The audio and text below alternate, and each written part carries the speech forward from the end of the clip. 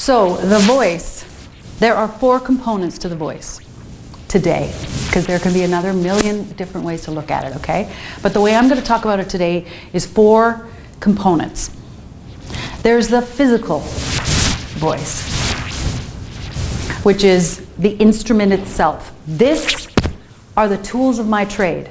I'm a singer, I'm a speaker, and I'm an actress. This is my toolkit. Something goes wrong here, it affects my work.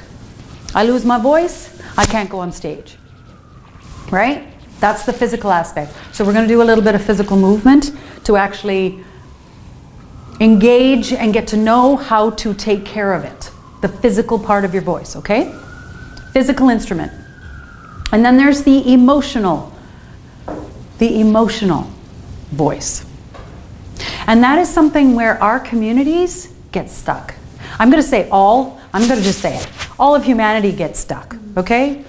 This is one where the least understood body, the emotional body on the planet, and is the least respected, the least understood, the least valued.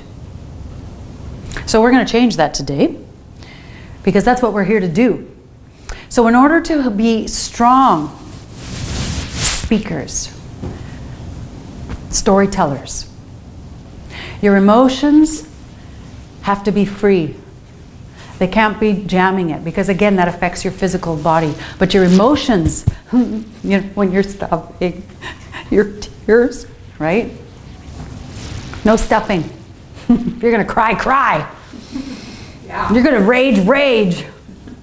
Your emotional voice is very, very valuable. And I'm not saying you do it on stage. Yeah, you can.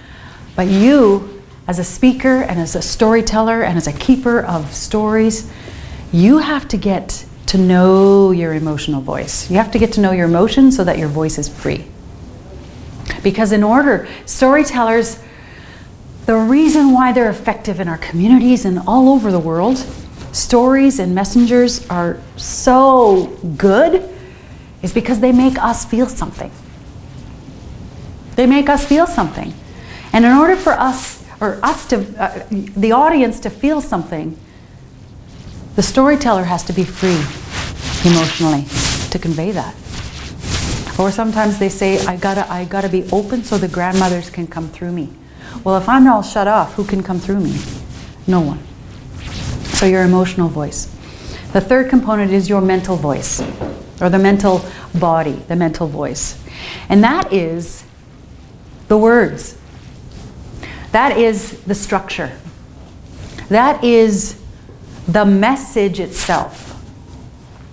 That is what you know you want to say. So there's work there.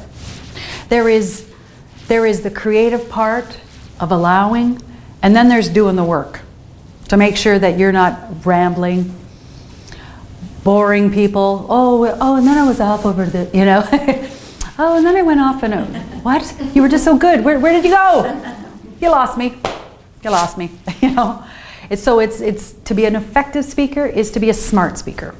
So you use your mind, you use your words, and you use the structure that you'll probably be learning. Just learning that there's a wealth of knowledge that you could say anything, but how are you going to say it? How are you going to convey that message?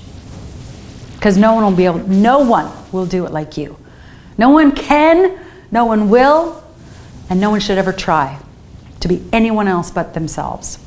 Your mind is infinite. Your mind is connected to the Creator's mind. You can go anywhere. You can come up with anything. So just know that that's valuable too. And then there's the spiritual voice. This is when we've done all the work, and the physical body, the physical voice is clear and free. The emotional body is open and flowing. The mental voice is ready and prepared. Then you can allow the spirit to move you, the grandmothers or the grandfathers, the ancestors, to speak through you. Because you have all those things working for you. And some days you're going to find that It's all mental body, whoo, you know, and some days it's all spiritual. And that's good. That is okay. Because the more you flow and the more you get to know each of these voices, these different bodies, you will grow as a person because you are a whole being. This is just a part of you. This is just you. But if you're really good at mental, you might be not so good at emotional. So you might be very technical, and people can write notes and not feel much, right? Which is valuable. But then if you're all emotion and you never take us anywhere, oh, what's the point? What's the point?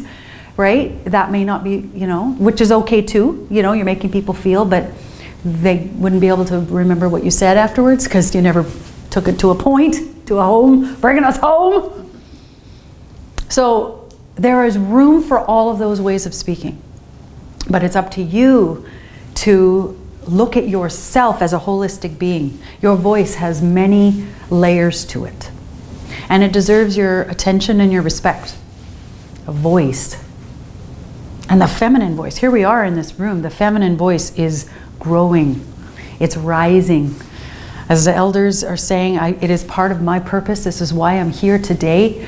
Is because I'm realizing that I may be an actress and a singer and a speaker, but I'm a messenger and a facilitator for the rise of the sacred feminine. That is who I am. Now it all makes sense what all these interests and all those things have been doing. And from what I'm hearing from other women, especially Indigenous women, that's what you're being called to speak for too. You have things you have to say. There are things you need to let the world know that no one else can let them know but you. So you have a big job. But don't worry, you're not alone. We're all being called to do it. And some will step up, and some will have the courage, and some will have the community to help them. So does that make sense? You're with me? 4 sacred bodies, 4 aspects to the voice. Okay, up on your feet.